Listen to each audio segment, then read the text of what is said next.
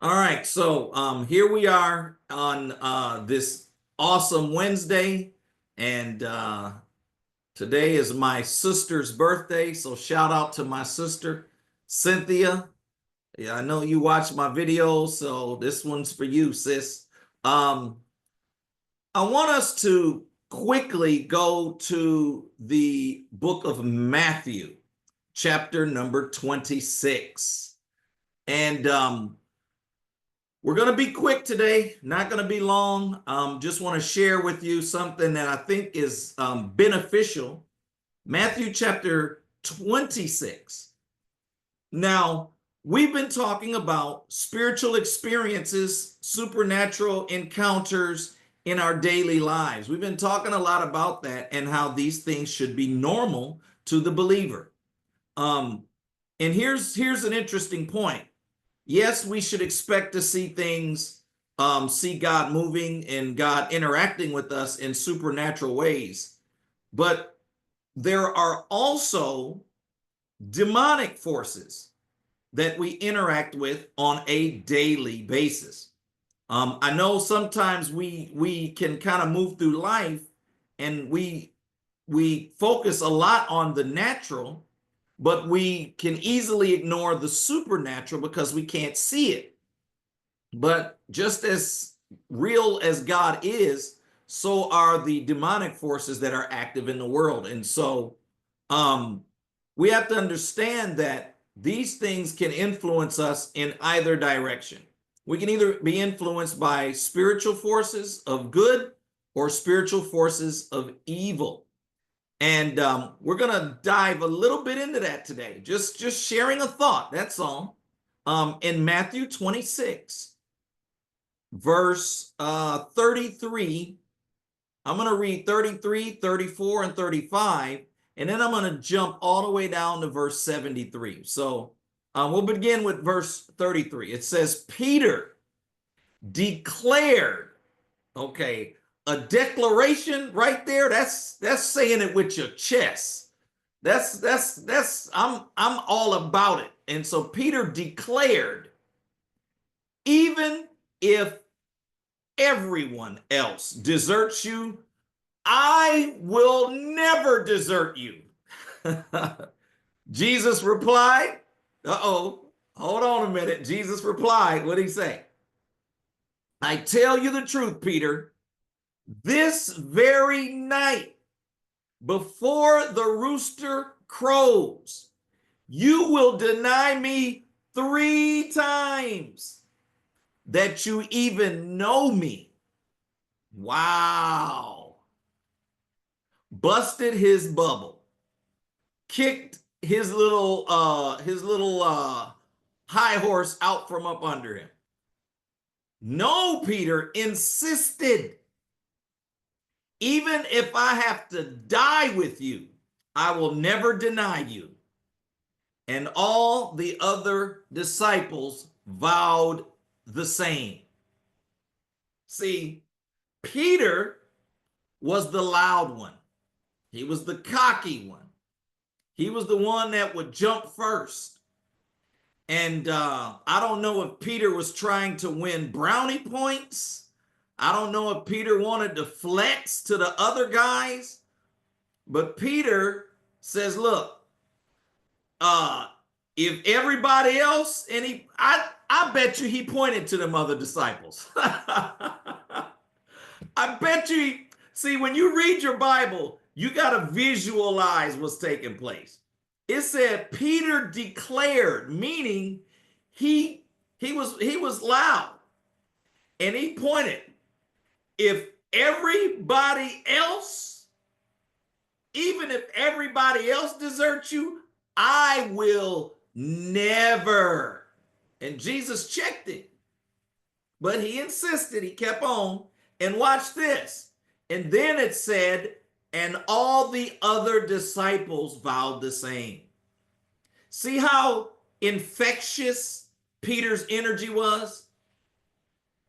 See how Peter's loud, bragging self forced everybody into a position where they had to agree with him?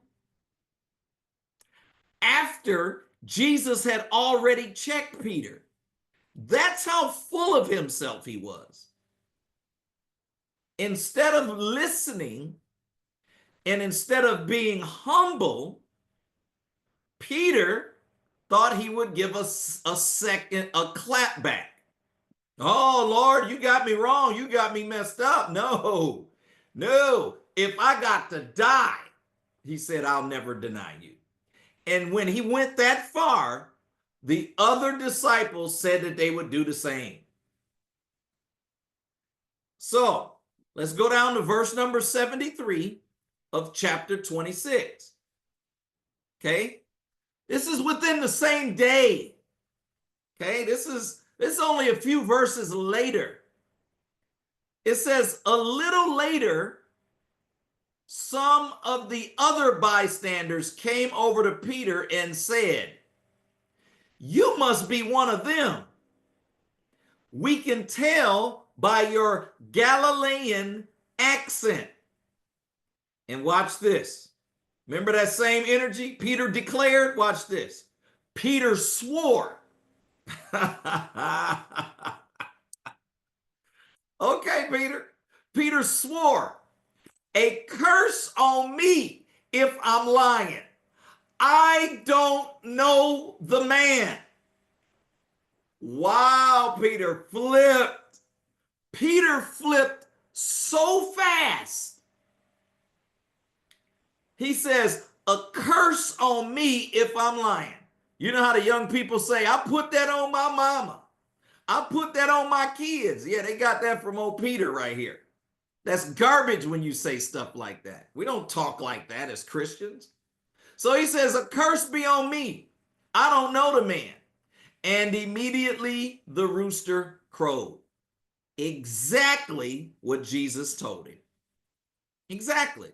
See, the King James Version, y'all know I've been flipping back and forth to the King James Version.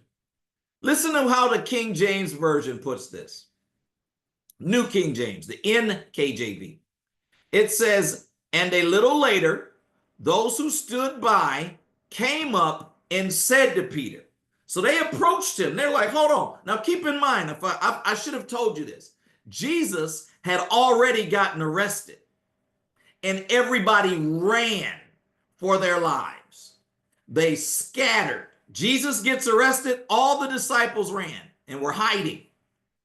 But Peter thought he was going to come out in public.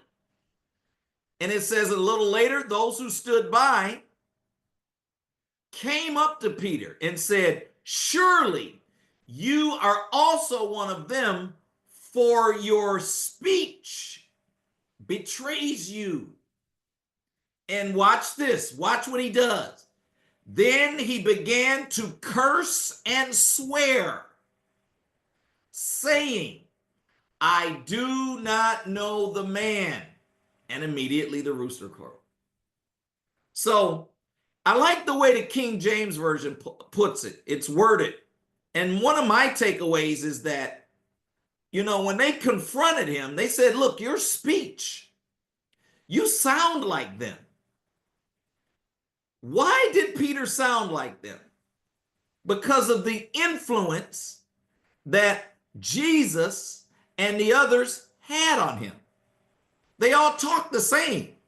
They're from the same region. And now they're saying the same things. They have the same message. You can always tell where a person's been and who they've been around by how they talk. Your speech betrays you. Well, does it? Can your speech betray you? Can people tell who or what has influenced you by the way you talk? And the answer is absolutely. Whatever influences you will be obvious in you and in your lifestyle. Whatever influences you will be obvious. And when we talk about lifestyle, we can talk about how you look, how you dress, how you carry yourself, what you say, what you think is funny, what you kikiing and ha-haing to at work.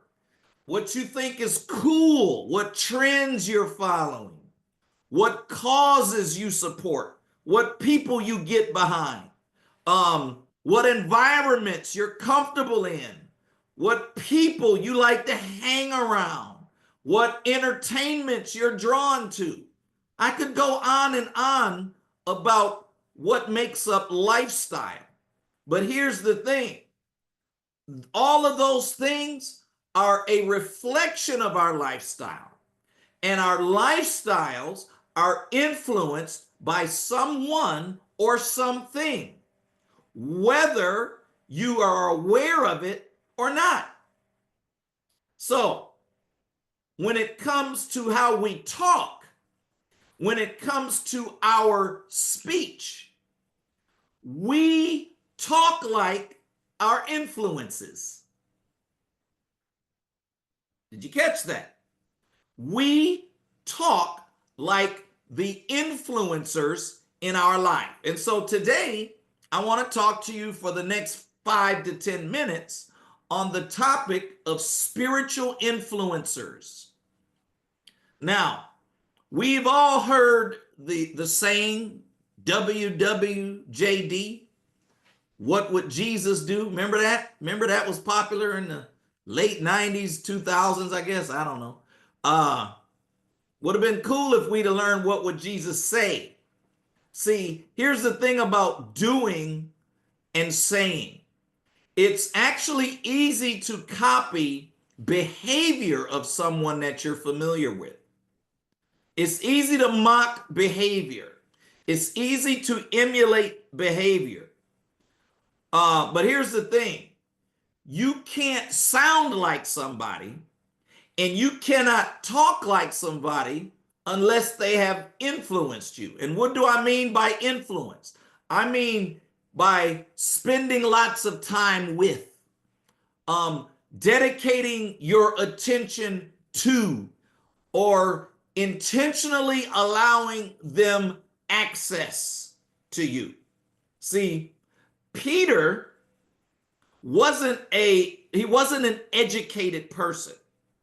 Peter was rough around the edges. He was unlearned, as the Bible says. But Jesus, on the other hand, Jesus, like we talked about in church last week, Jesus was teaching in church when he was 12 years old. Jesus was smart, he was wise, and because of that, people listened to Jesus. Jesus was an influencer. Peter was not. But after Jesus called Peter, Jesus influenced Peter to follow me, and I will make you a fisher of men. If you follow me, and if you get under my influence, you're going to do exactly what I do. And so after spending 3.5 years with Jesus, Peter started sounding and talking just like Jesus. So Peter knew exactly WWJS, what would Jesus say? He knew what he would say. Started acting and talking and being. Now, Peter still had his personality. He still was an arrogant, cocky individual, but he started talking the same. Now, let me just throw this little side comment in. It's very easy to tell when Jesus has influence on someone's life. Okay? We talked about lifestyle. We talked about all the things that make up lifestyle. But here's the number one thing that usually is the indicator that Jesus has influence on an individual. That number one thing is how you talk. If Jesus has influence over you, the way you talk will change. First of all, you're going to stop cussing. Okay? If Jesus has influence over you, it doesn't matter what you look like on the outside. What matters is what comes out of your mouth. And so you're going to stop cussing, you're going to stop gossiping, and you're going to stop lying. You're just going to talk different. And why is that? Because Jesus reminds us that out of the abundance of our hearts, our mouths speak. And so if Jesus has influence over you, that means Jesus has your heart. And if Jesus has your heart, then that means your speech now changes. See, remember Peter? Peter talked a good game. Oh, even if everybody else, if all these other dudes that are following you, Jesus, I ain't like them. They not like us, Jesus. They not like us. I'm just messing with y'all. Internet, look, I'm just messing. But he says, even if everyone else deserts you, I am not going nowhere. He says, I'm going to die before I ever deny you. That's what he said. But it's funny how he was so, how can I say this, braggadocious and arrogant with his speech. But we catch up with Peter a few verses later, and Peter he does exactly what he said he wasn't going to do. Why is that? It's because his heart, he was talking with his lips, but his heart wasn't in it. So let's back up and take a look at that story. I want to go back to verse 69, same chapter 26, start at verse 69. It says, meanwhile, Peter was sitting outside in the courtyard. Okay. A servant girl came over and said to him, you were one of those with Jesus, the Galilean. But Peter denied it in front of everyone. Did y'all hear what I just said? Peter denied Jesus in front of everybody. He wanted everyone to know, I am no longer in church. I'm no longer on the Lord's side. I don't serve God. I ain't living. Look, hear what I'm saying, little lady, little girl. I ain't with, did everybody hear me say denied in front of everybody? Everybody hear what I just said? Yeah. I don't know what you're talking about, he said. I have no idea what you're talking about. Later, out by the gate, another servant girl noticed him. Isn't that funny how when you in the church, people know you a church kid? People know you live for God? Yeah, it's on you. They know who you are and what you represent.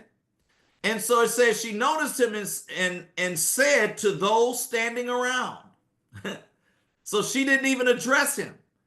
She said, this man was with Jesus of Nazareth. So she's telling everybody else, hey, this dude right here, y'all, this dude that's hanging with us, this dude that's out here in these streets, he ain't supposed to be here. He's been with Jesus. Why you here at the club with us? Why you here smoking with us? Why you at the house party with the red Solo cup? Why you in here getting secondhand weed smoke? We over here dancing to Beyonce and The Weeknd, or whoever they dancing to now. We over here doing all this stuff, and what are you doing here? What are you doing here, church boy? Church girl? Why you dressed like us? We out here dressed like we trying to get somebody tonight. We advertising our business. Why you dressed like us? What you advertising? You ain't advertising Jesus right now. So she tells everybody else. He says, this man was with Jesus. And again, Peter denied it. This time he denied it with an oath. I don't even know the man, he said. Wow. Now, it says, let's see. I don't even know the man, he says. And watch this. And this is where we got from our text. A little later, some of the other bystanders came over to Peter and said, "You must be one of them. You must be one of them. We can tell by your Galilean accent." Peter, watch what Peter did.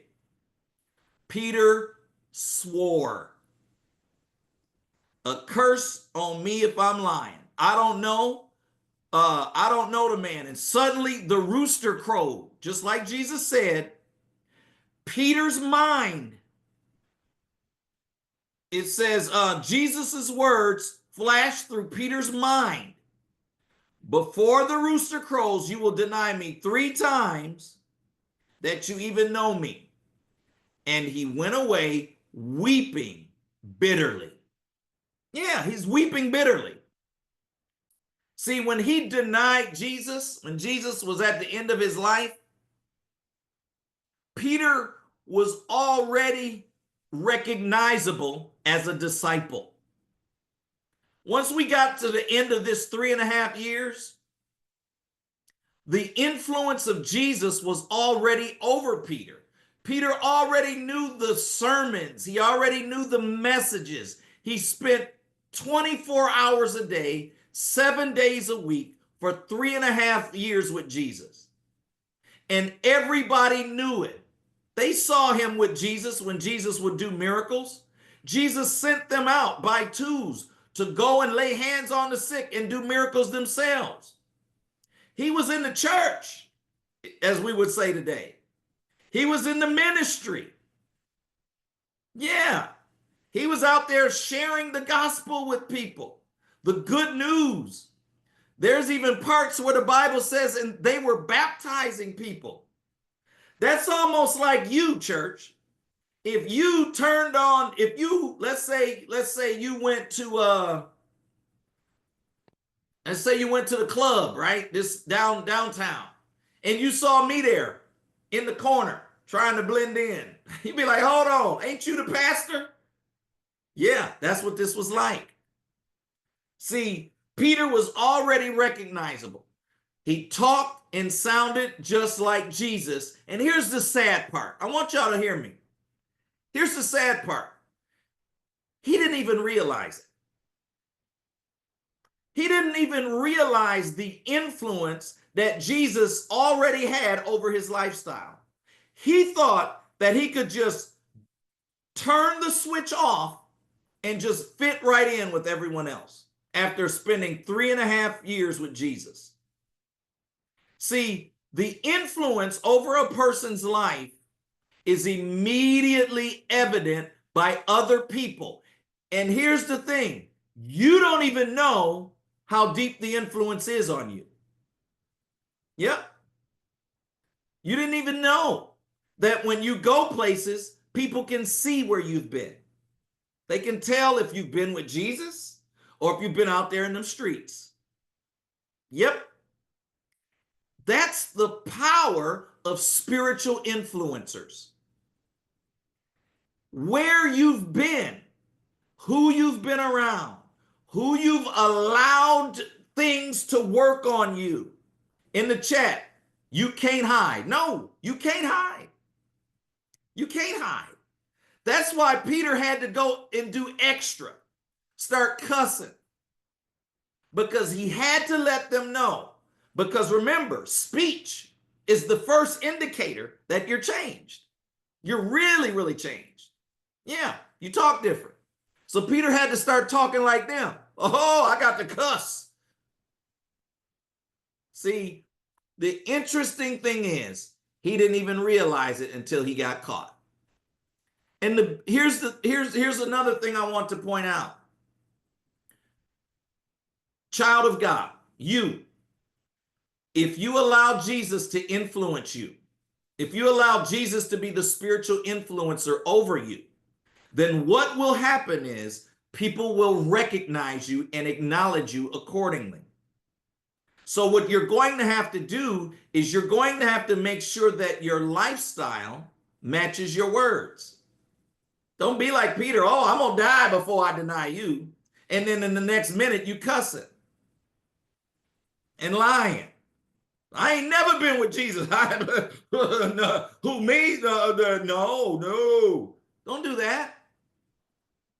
Don't live one way on Sunday, being influenced by the church, being influenced by the sermons, being coming around God's people, pretending like, this is the way it is, only to go out and think that you're going to live in the world and nobody notice.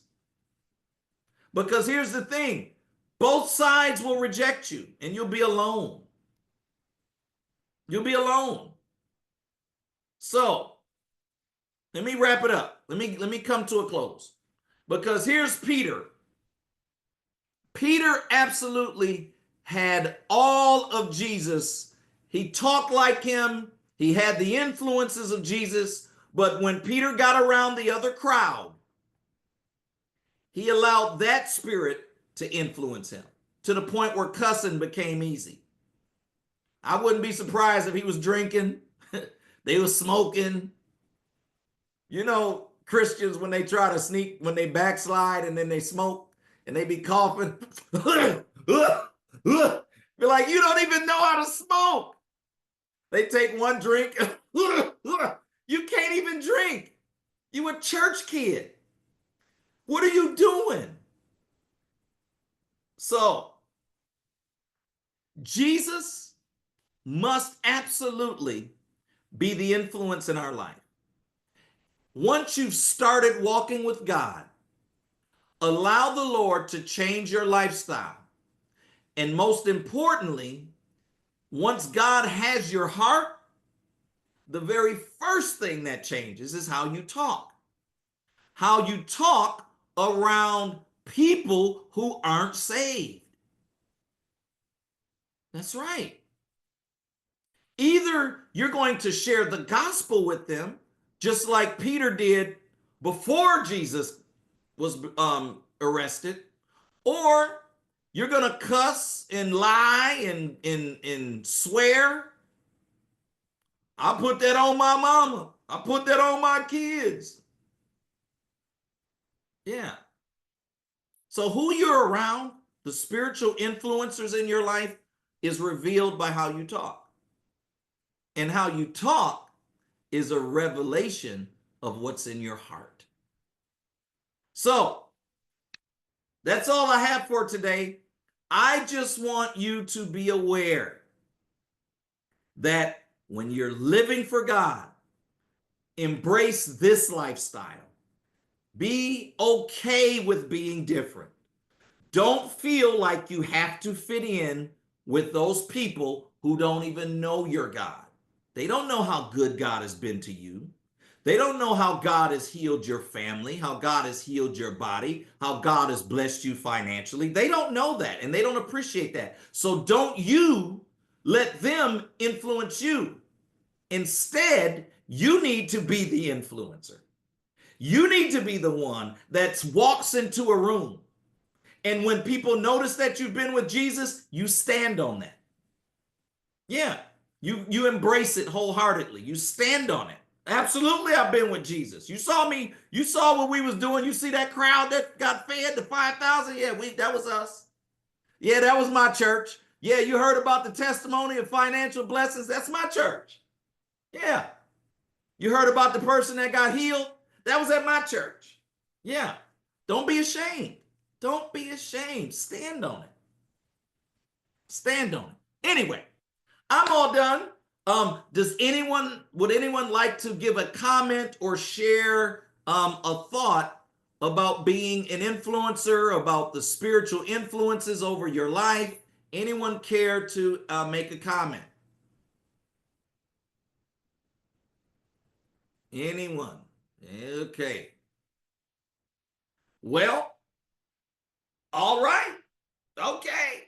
I hope that this message resonated with you.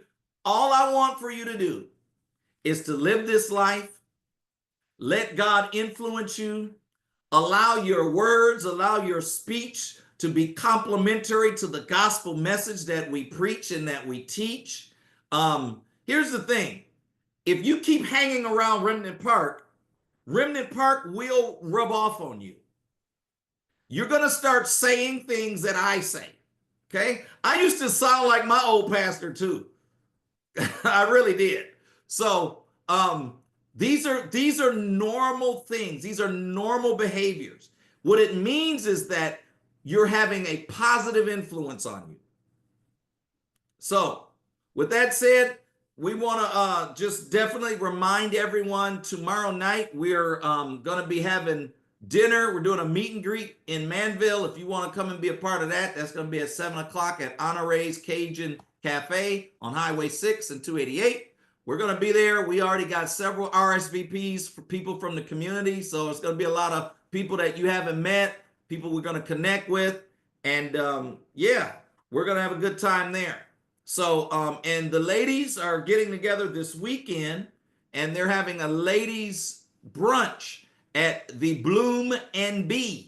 And that's going to be a good time. So ladies, show up for that if you've already RSVP'd. I don't know if it's too late or not, but plan on that. Make sure you're a part. It's going to be a good time as well. So we will see y'all in church on Sunday at 11 a.m. right here in this spot.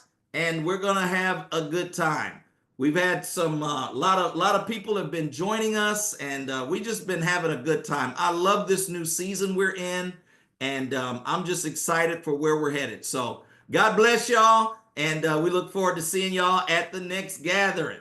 Good night, everybody.